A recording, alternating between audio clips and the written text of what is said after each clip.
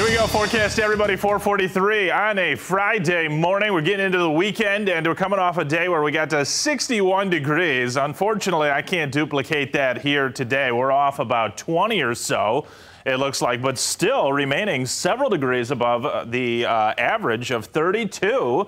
That's where our average is for this December 27th. And look at these numbers, 37 at 8 a.m. We're only going to slowly rise a degree or two into the afternoon because there is some cooler air that is funneling in as we speak. A cold front has pressed across West Michigan. So I just stepped outside a few moments ago, and you can feel some breezes now out of the west around 15 miles per hour. Those will be continuing here into the early afternoon before settling down late day. A lot of clouds around early on, and south of Grand Rapids towards Kalamazoo, Battle Creek, southward towards the Indiana line. There can be some mist, a little drizzle around, but I have noticed visibility is actually improving just slightly here locally as we start to mix up the air mass with some of these winds now out of the west and some cooler air funneling in. So the best chance for mist or drizzle down to the south and the southeast over towards Detroit. Look at these temperatures still hanging on in the lower 50s, but cooler air is working in.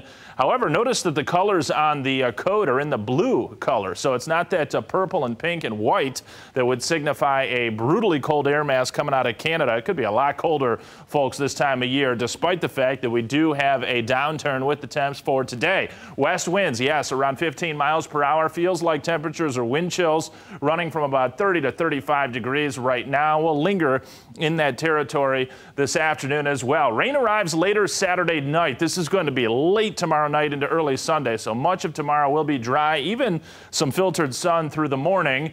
Looks like a wet Sunday. I think the morning hours will have the most widespread rain, and then later at night another slug of rain will come up into early Monday morning. By later Monday into Tuesday, though, there are some signs that we will shift over to a period of snow showers, and there's a possibility we could see some light accumulations at that time. Nothing happening, though, on the radar at the moment. We've got this cold front that is slowly working across the state of Michigan, some moisture along the east coast, but no big systems do you see. In fact, high pressure is going to be building in for this afternoon, overnight into Saturday before this area of low pressure, upper low, spiraling over southern Cal now into Arizona. That will be the system responsible for bringing about a fair amount of rainfall here, folks, overnight Saturday into Sunday morning. Watch the model. This is the European model.